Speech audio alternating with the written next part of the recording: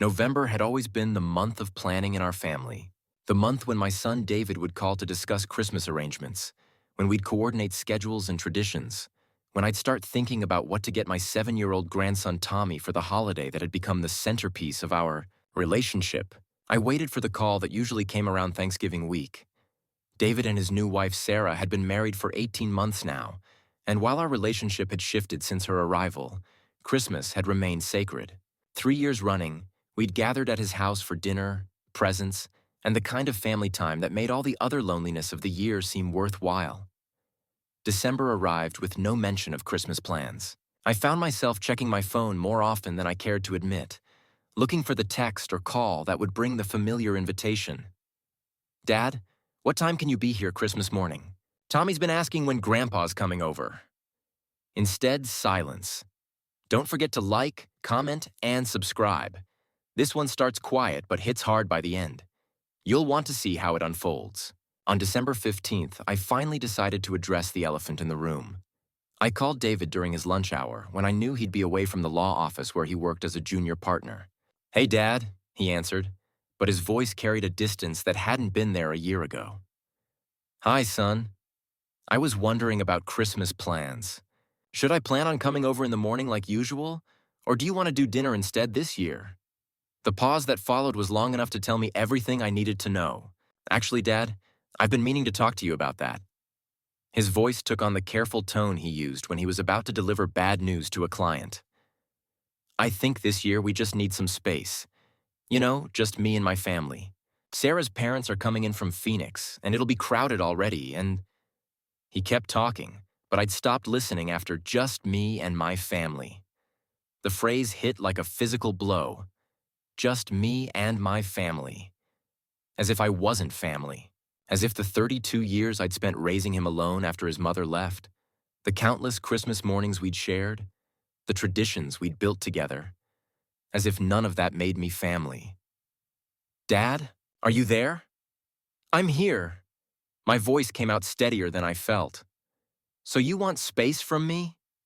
"It's not like that. It's just, this is Sarah's first Christmas hosting her parents, and she wants it to be perfect. And you know how you and she sometimes—" I knew how Sarah and I sometimes what. Sometimes I asked Tommy about school and homework instead of letting him play video games all day. Sometimes I brought up memories of David's childhood that didn't include her. Sometimes I existed in a space she was still trying to claim as entirely her own. "I understand," I said, though understanding and accepting were two very different things. "You want Christmas to be just your nuclear family. Don't make it sound like that. You're still important to us. We can get together between Christmas and New Year's, maybe. Make it special, just the three of us. 3 of us. Tommy, David, and me. Sarah wouldn't even be included in the consolation prize visit." "Sure, son," I replied. "You've got a new family now. I understand completely." "Dad, have a wonderful Christmas, David. Give Tommy my love." I hung up before he could respond with more explanations that would only make the rejection sound more reasonable and my hurt seem more unreasonable. I sat in my kitchen, staring at the phone, and felt something I hadn't experienced since the day David's mother walked out 23 years ago. The particular loneliness that comes from being discarded by someone you'd put first for decades. The gifts I'd already bought for Tommy were wrapped and sitting in my bedroom closet. A building set he'd been asking for, some books, and a wooden train I'd spent weekends in my workshop crafting by hand. The same kind of gifts I'd made for David when he was Tommy's age, back when we were each other's whole world. I'd been planning to stay at David's house until after dinner, the way I had for the past 3 years. Help with cooking, play with Tommy, clean up afterward while David and Sarah relaxed. Make myself useful enough to justify the space I took up in their perfect family picture. Now I wouldn't be taking up any space at all. That evening, I called my friend Robert, who'd been inviting me to Christmas dinner with his extended family for years. "Still room for one more at your table?" I asked. "Always room for you, John. What happened with David's plans?" "He needs space," I said simply. Robert, who'd known me since before David was born, understood everything I wasn't saying. "His loss," he said. "We eat it too. Bring your appetite and your stories about the old days." After I hung up, I sat in my living room looking at the Christmas tree I'd put up 3 weeks ago. It was smaller than the trees I'd bought when David was young, but I decorated it with the same ornaments we'd collected over the years, including the ones he'd made in elementary school art class, the ones I'd carefully preserved for over 2 decades. The tree would stay up through New Year's, as it always did. But this would be the first Christmas in 32 years that I wouldn't wake up in a house where I was somebody's most important person. I'd raised David to be independent, to build his own family, to put his wife and children first. I'd succeeded completely. The irony wasn't lost on me. December 23rd, I packed up the gifts I'd bought for Tommy. Not to take them somewhere else, but to put them away where I wouldn't have to look at them every morning when I opened my closet. The wooden train went into a storage box first. I'd spent 6 weeks on it, working in my garage workshop every evening after dinner, sanding each piece until it was smooth as silk, painting it with bright blues and reds that would catch a 7-year-old's imagination, adding details like tiny windows and doors that opened and closed. It was the kind of toy they didn't make anymore, the kind that would last longer than any electronic gadget Tommy might get from other relatives. The kind I'd made for David when he was 7, which he'd played with until he was 12 and which still sat on a shelf in his old bedroom. The books went into the box next. A series about a boy and his grandfather who went on adventures together. I'd read the first one to Tommy last Christmas and he'd begged me to find the rest. "When are you coming back, Grandpa? I want to know what happens to Jake and his grandpa next."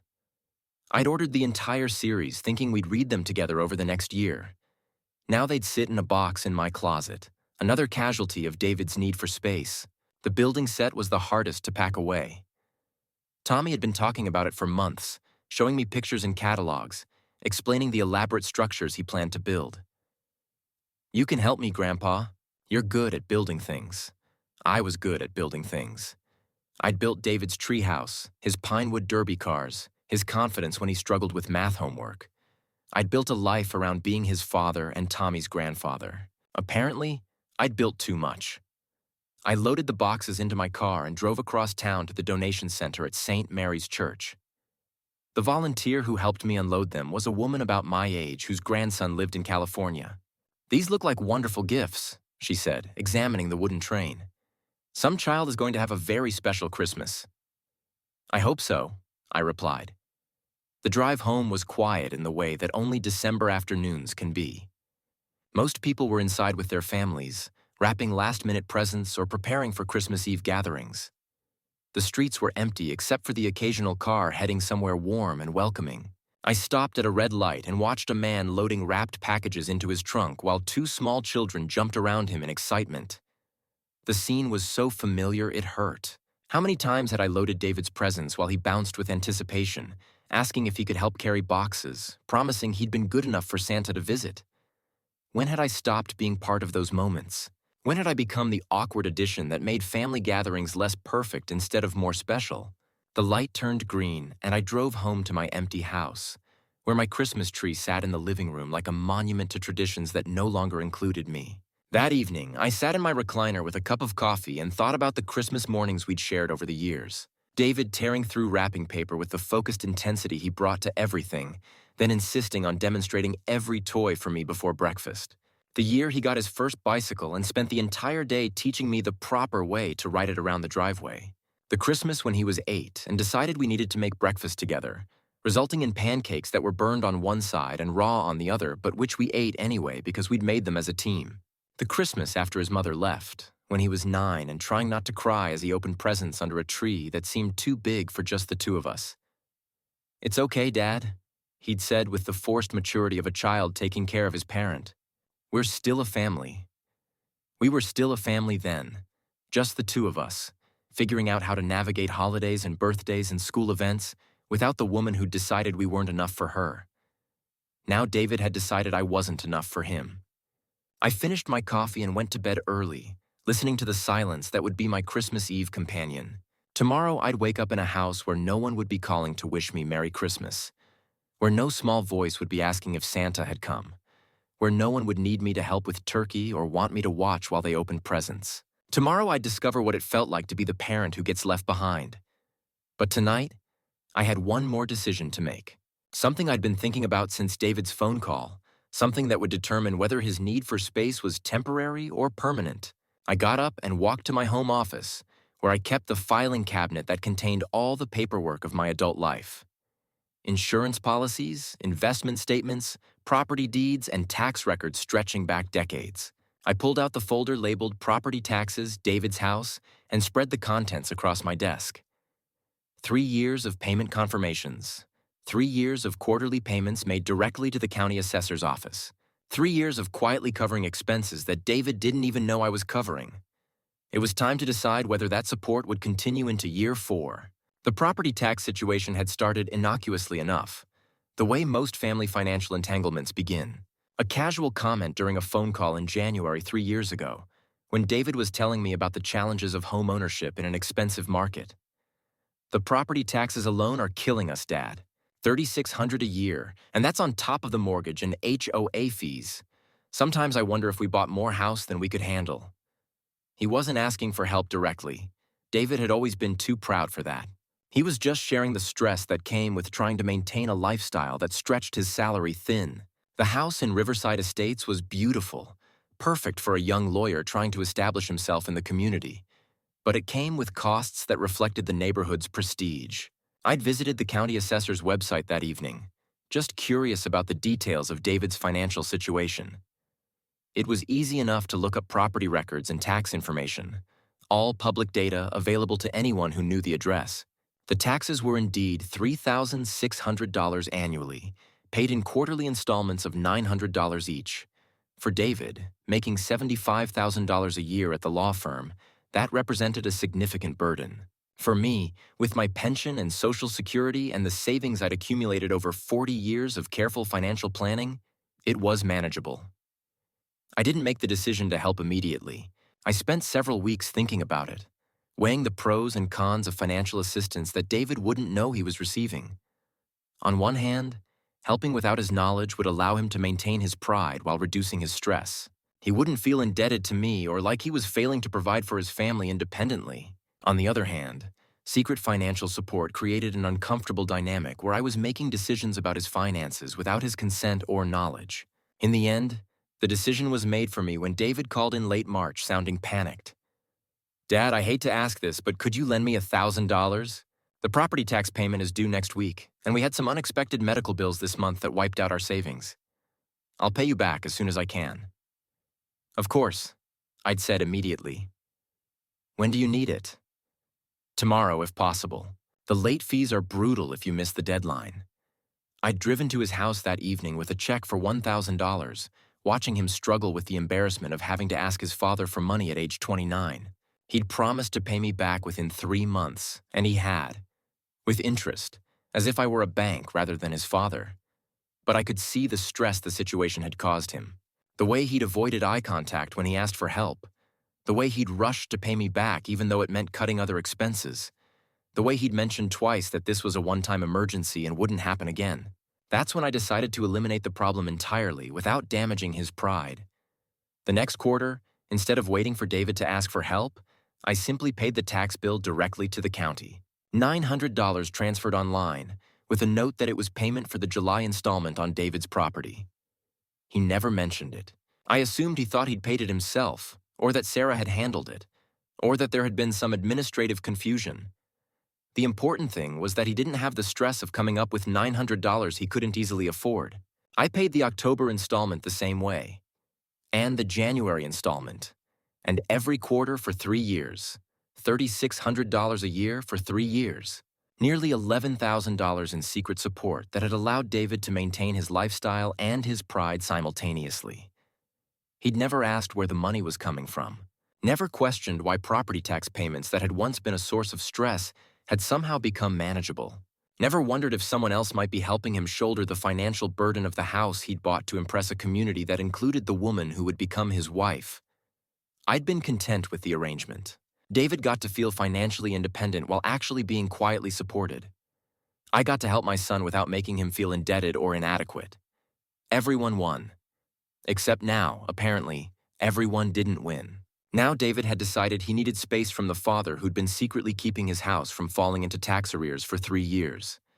The quarterly payment was due January 15th, $900 that would keep David's property taxes current, that would prevent late fees and penalties, that would maintain the financial stability I'd been providing without his knowledge. I'd set up automatic payments years ago, so the money would transfer from my account to the county assessor's office without any action required from me. David would never know the difference, just as he'd never known the difference for the previous 11 payments. But sitting at my desk on Christmas Eve, looking at 3 years of payment confirmations, I realized I had a choice to make. I could continue the secret support, maintaining the fiction that David was financially independent while actually being subsidized by the father he wanted space from. Or I could give him the space he'd asked for. Complete space, including financial space. I opened my laptop and logged into my online banking account. Found the recurring payment set up for January 15th, $900 scheduled to transfer automatically to the county assessor's office for property taxes on David's house. My finger hovered over the cancel payment button. David wanted space from me. He wanted Christmas with just his family. He wanted to build a life where I was optional rather than essential, where my presence was a burden rather than a blessing. I could give him exactly what he'd asked for. Christmas Eve night, I sat in my living room with the glow of my Christmas tree as the only light, thinking about the nature of family support and the price of independence. For 3 years, I'd been David's invisible safety net.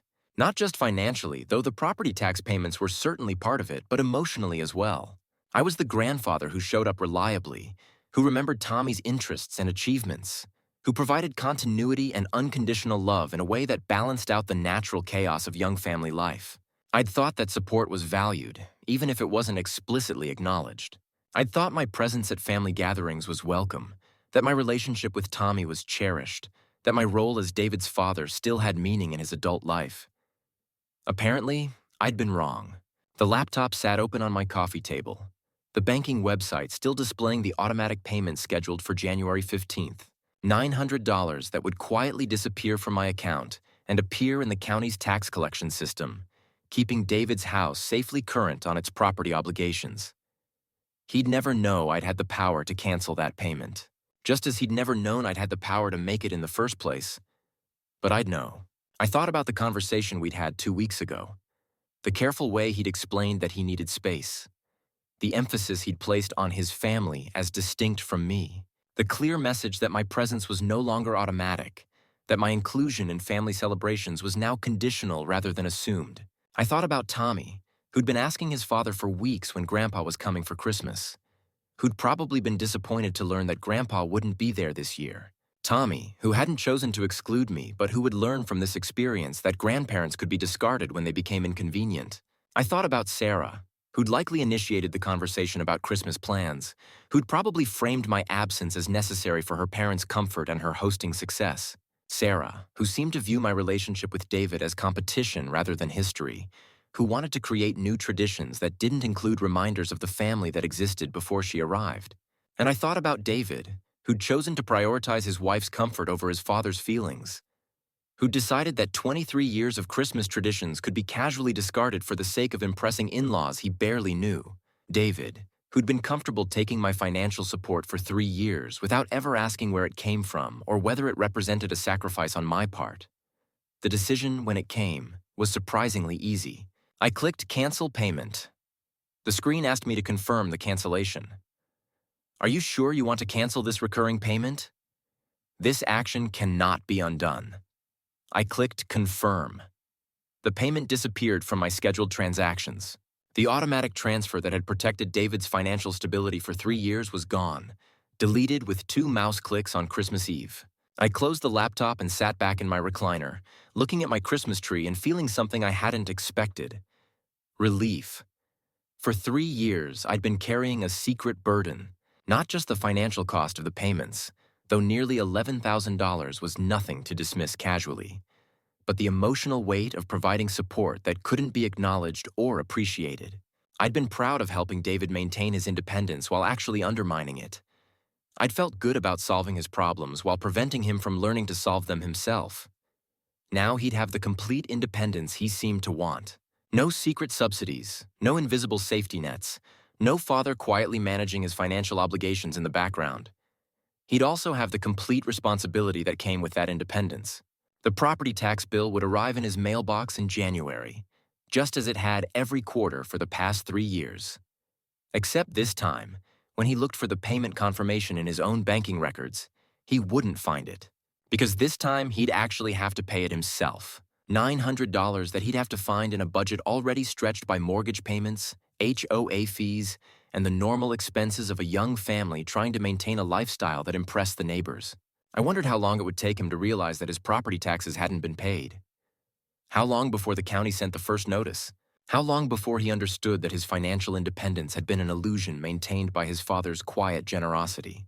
I turned off the Christmas tree lights and went to bed, sleeping more soundly than I had since David's phone call 2 weeks earlier. When I woke up Christmas morning, I felt something I hadn't felt in months. Freedom from the burden of unacknowledged sacrifice. David wanted space.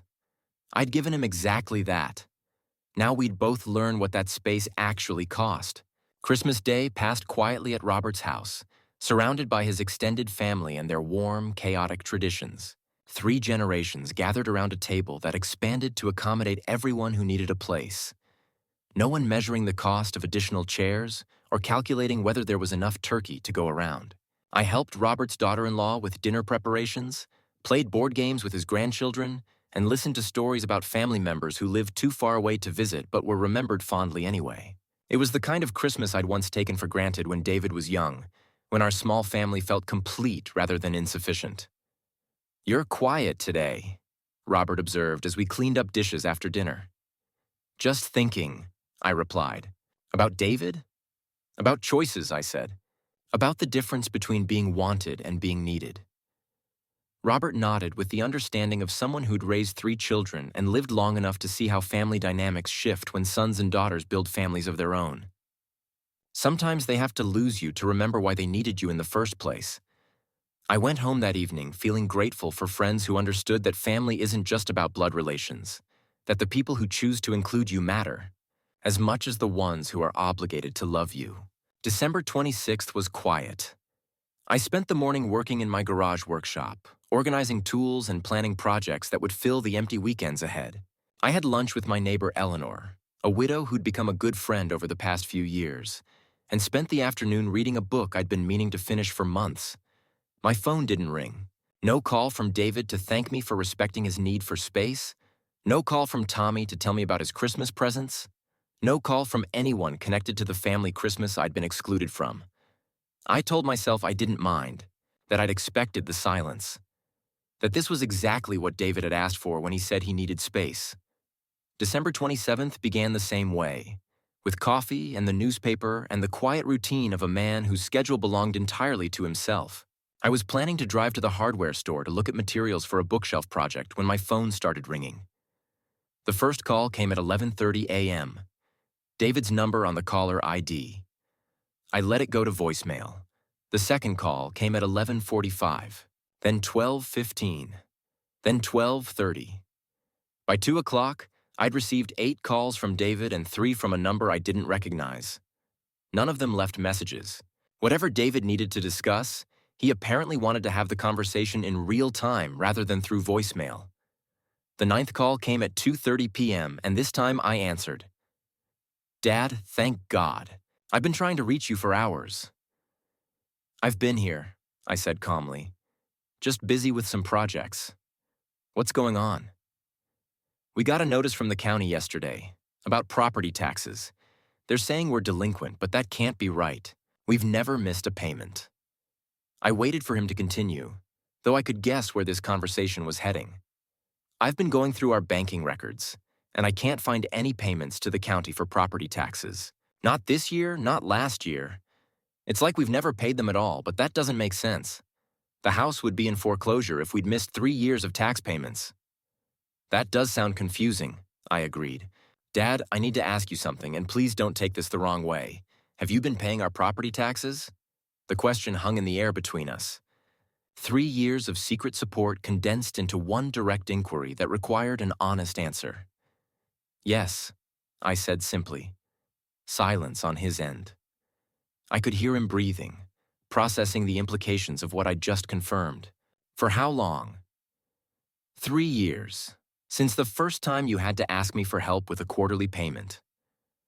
"Why didn't you tell me?" "Because you didn't want to be financially dependent on your father. I thought I was helping you maintain your independence while reducing your stress.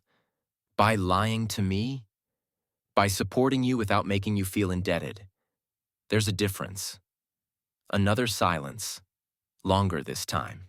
When he spoke again, his voice carried a tone I hadn't heard since he was a teenager, trying to navigate the gap between what he wanted and what he could afford.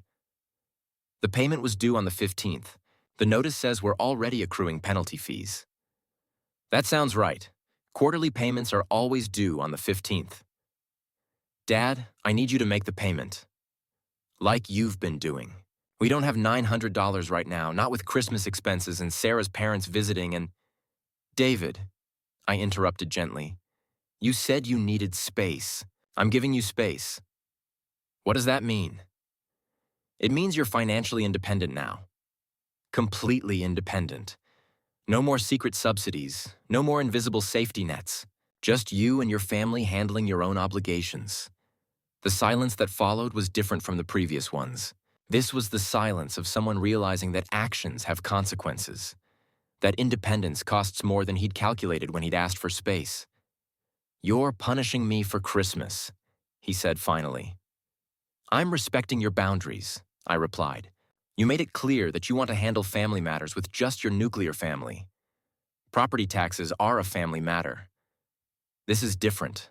This is our house. And I'm not part of your family anymore, remember? You made that very clear when you uninvited me from Christmas because you needed space from me.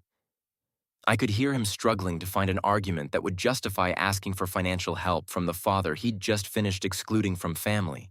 Celebrations. Dad, please.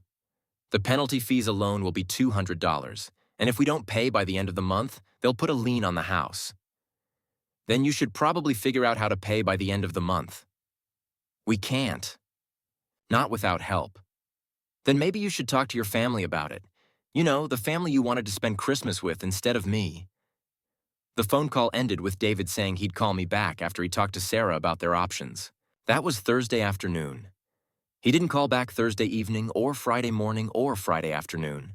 I spent the time thinking about the conversation we'd had, about the desperation in his voice when he realized that his financial stability had been dependent on support he'd never acknowledged, about the way he'd immediately framed the situation as punishment rather than natural consequence. David had always been intelligent, but he'd also always been someone who expected problems to be solved by other people. When he was young, that had been appropriate. Children should expect their parents to handle the complexities of adult life. But at 32, with a wife and child of his own, the expectation that his father would quietly manage his financial obligations while being excluded from his family life seemed less reasonable. Saturday morning, my phone rang again. This time it was a number I didn't recognize, but when I answered, I heard Sarah's voice. John, it's Sarah. David's at work, and I wanted to talk to you privately about this tax situation. Sarah and I had always maintained a polite but distant relationship. She was cordial when I visited, included me in conversations during family gatherings, and made appropriate efforts to integrate me into their household when I was there. But there had always been an underlying tension, a sense that she viewed my presence as temporary and my influence over David as something to be gradually minimized. Hello, Sarah. What can I do for you? I think there's been a misunderstanding about Christmas and about the property taxes. David is upset and stressed, and I hate seeing him like this over what should be a simple family situation. What kind of misunderstanding? I think he gave you the wrong impression about Christmas. We didn't want to exclude you. We just thought it might be easier to have a quieter celebration with my parents visiting. You know how overwhelming the holidays can be with too many people. It was a careful revision of history, one that repositioned their decision as practical rather than personal. But I'd heard David's exact words 2 weeks earlier, and there had been nothing ambiguous about his request for space from me specifically. That's not what David told me, I said. He was very clear that he wanted Christmas to be just his family this year. He misspoke. He was stressed about hosting my parents for the first time, and he didn't express himself well. Sarah, I've known David for 32 years. When he says he needs space from me, he means exactly that. She was quiet for a moment, probably recalibrating her approach. Regardless of what happened with Christmas, this property tax situation is different.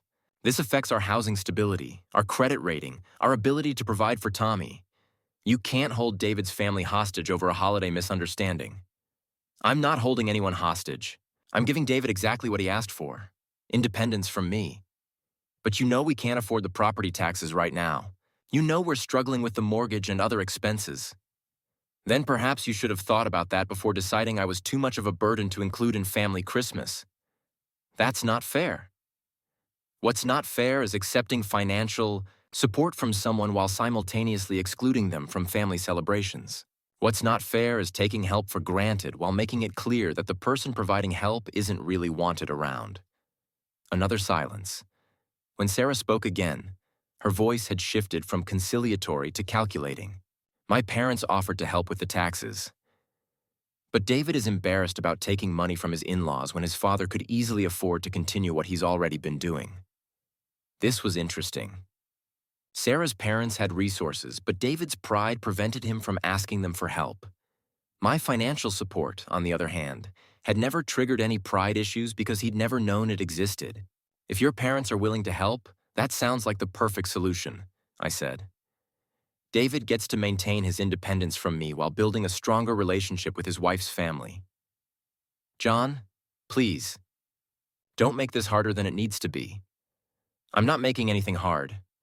I'm making it simple. David wanted space from me, so he has space from me. That includes financial space. And what about Tommy? What about your grandson who doesn't understand why his grandfather wasn't at Christmas and won't understand why his family might lose their house? That was the question I'd been expecting. The emotional leverage designed to make me prioritize Tommy's well-being over the principle of David's independence. Tommy will be fine, I said. His parents will figure out how to pay their property taxes, just like millions of other homeowners do every quarter. And maybe he'll learn something valuable about responsibility and consequences in the process. You're being cruel. I'm being consistent. David made it clear that he doesn't want me involved in family decisions. Property taxes are a family decision. Sarah ended the call without saying goodbye, which told me she hadn't gotten what she'd hoped for from the conversation. Saturday evening, David called again. This time, his voice carried a different tone. Not the panic from Thursday, but something colder and more calculated. Dad, I talked to Sarah's parents. They're willing to lend us the money for the property taxes. That's wonderful news. Problem solved. But I want you to know what this means. If I have to go to my in-laws for help that my own father could provide, it changes things between us. How so? It means you chose to hurt your son's family rather than continue helping the way you've been helping. It means you're more interested in making a point than in protecting your grandson's home. It means I'm respecting your request for space and your desire for independence. This isn't independence, Dad. This is abandonment. The accusation hung between us like a challenge. Abandonment. The same word I'd thought but never spoken about his Christmas decision. David, I said carefully, for 3 years I've been quietly paying expenses you couldn't afford, making sure you never had to face the consequences of buying a house that stretched your budget. I've been providing financial support while asking for nothing in return except the chance to be part of your family. You are part of our family. Not according to your Christmas plans. Not when you need space from me. Not when you want holidays to be just your nuclear family. That was different. No, it wasn't. It was exactly the same. You want my support when it's convenient and my absence when it's not. You want me to subsidize your lifestyle while staying out of your way. That's not family, David. That's a service provider. So you're punishing me. I'm giving you what you asked for. Complete independence from your father. Congratulations. You've achieved it. The call ended with David saying he'd never ask me for anything again, which, I reflected after hanging up, was exactly what I'd expected him to say. It was also exactly what I'd hoped he wouldn't mean. David destroyed our relationship when he decided I was only family when it was convenient. There was silence on the other end. Not even the sound of breathing, just quiet tension pressing against the line. You know that's not fair, Sarah finally said, her voice lower, less sure of itself now. It's perfectly fair, I replied. He made a decision. I respected it. He said he needed space, and I gave him exactly that. What he didn't anticipate was that space comes with distance. Not just at Christmas, but when the bills come due, when it's uncomfortable, when it's real. Another pause. This time, I let it sit. "I just wish you'd talk to him," she muttered, before letting it get this far. "I tried talking," I said, "for years, when he forgot birthdays, when visits stopped being reciprocal, when he started using the phrase my family like it didn't include me. Talking didn't work. Silence did." Sarah exhaled sharply, but she didn't argue. Because the truth wasn't up for debate, and we both knew it. "Tommy misses you," she said after a while, the sharpness in her tone traded for something softer. "He's been drawing pictures for you. Keeps asking when you're coming back. That one hurt more than I let on." "Tell him I love him," I said. "But I think it's best if his father explains why Grandpa isn't around right now. Maybe he'll do a better job of that than he did explaining why Grandpa wasn't invited in the first place." "I'm sorry," she said quietly. "I know." I ended the call gently. No slamming, no dramatic exits. Just finality. 10 days earlier, I was the unwanted guest. Now I was the empty chair they couldn't stop staring at. And they would. For a long time. Because family isn't something you send an invitation to once a year. It's what you show up for, especially when you think you don't need it anymore. And I had simply shown them what that absence really feels like.